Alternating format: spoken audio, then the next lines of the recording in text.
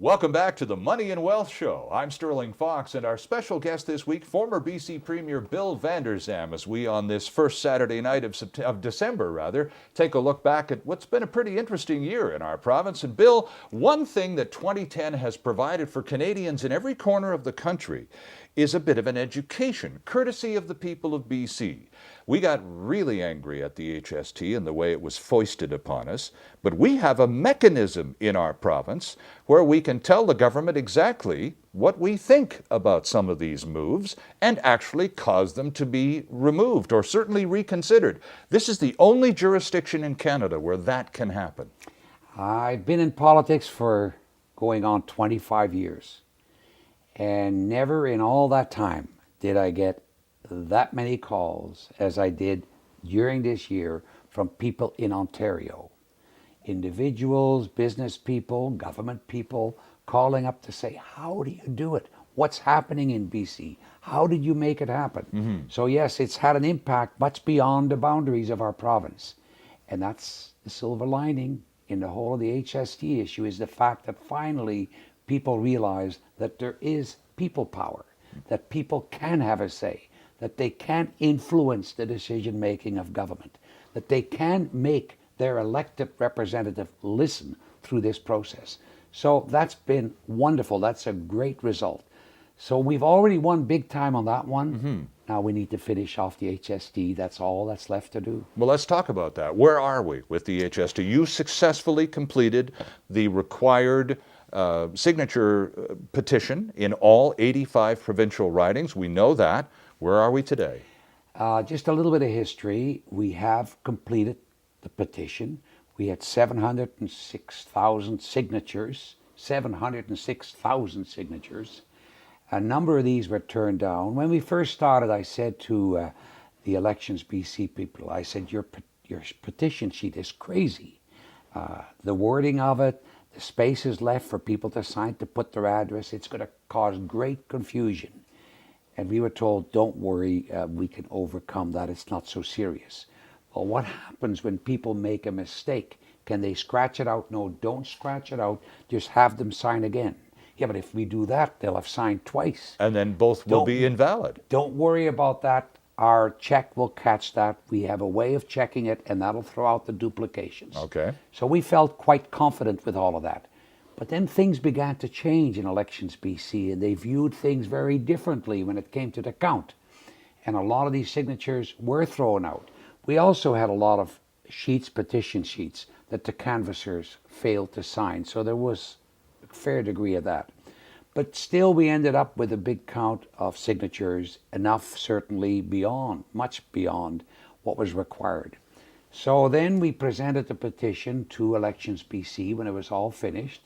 Had a lot of publicity for that. Elections BC then refused to turn it over to the standing committee of the legislature to review the findings from Elections BC and make a decision as to whether they would bring legislation to the legislature immediately or go to an initiative vote. The Elections BC wouldn't turn it over. We, in fact, had to get a court order, which then made Craig James, the chief electoral officer, turn it over to the committee. I went to Victoria when the committee met, and it was typical political thing. Of course, the NDP was saying one thing, the Liberals were saying something else, and the decision-making was not based on realistic findings or anything. It was simply what's politically the right thing and what have we been told to do. And you expected nothing less. We expected that to happen. Very frustrating, however, because they made it appear as though they were doing a great thing, sending it to an initiative vote in September of next year. And not only did they think they were doing a great thing, but they didn't say that, in fact, we had to have 50% of all of the people, 50% plus of all of the people on the voters list to vote in support of it in order for it to pass. And even if it did, it would still be up to the legislature, which is liberal, to say whether they would approve it or not. So it was crazy. We protested.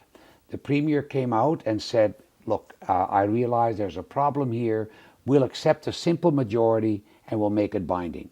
We were happy about that, except, we said, change the legislation to allow for that. He said, no, you'll have to trust me. We said, you may not be there. He said, I'll be here. But as it turns out, he isn't there. Right. So what they could do now is send it to referendum using the Referendum Act, which means we could have it next month or the month after or the month after that, but soon. And it would be simple majority and binding.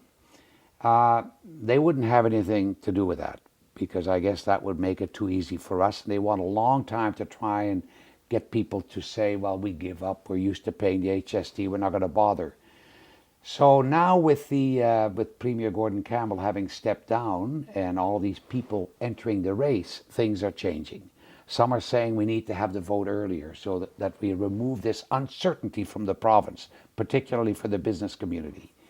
Others are saying maybe we should, or at least I haven't heard it said publicly yet, but the rumors are that some would consider ending it right now and save the $40–50 million it's going to cost for the to do a referendum Sure, vote or an initiative vote. So we've made progress, but we've got to continue to push. So now our next step, our only really bit of ammunition left, is to go to recall. So we started the recall by having a competition. So many ridings, so many constituencies wanted to do a recall right now. We said we can't take them all on at once. It's bad. It's a bad way to do it because we simply don't have the resources to take it all on at once. And I assume these were constituencies with sitting Liberal MLAs. Sitting Liberal MLAs. All right. But they, there was an enthusiasm coming out of the petition. We can do it. We shall do it. We want to be the first. So we said, no, we'll have a competition. And if you're the one that's best organized and can get the most canvassers, then yours will be the first riding to go. So that competition was called the Survivors, based upon a TV program. It worked out very well. It was actually a lot of fun. It kept the issue alive. It created a bit of competition. They went out and sought out canvassers. And one of the first to really make it beyond what we expected was Oak Bay Gordon Head. Sure. Ida Chonks. But we said, look, wait till after the new year. You've got 60 days after Elections BC approves, and then you've got to submit your canvasser applications, and that could take another week. So basically, you may only have 45 or 50 days. Wait until after the new year. Try not to do this at Christmas time.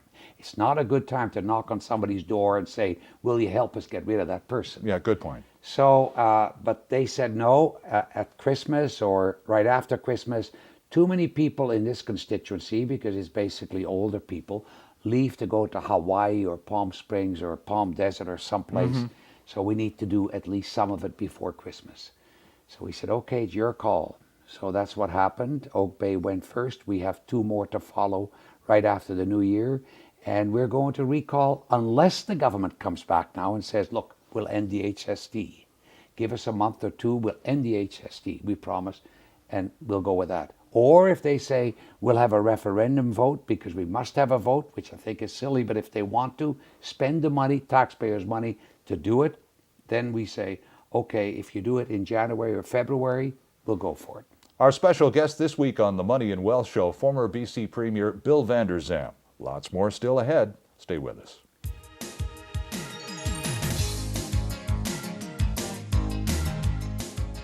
Hi, I'm Larry Ray, President and CEO of Gold Ray Resources Corp. Our major project is in Shandong Province, China. It's a gold project with a 43101 resource. We're currently negotiating a $16.5 million US loan to take it into production at 1,500 tons per day. For more information, go to goldray.com or phone me directly at 604-531-9639.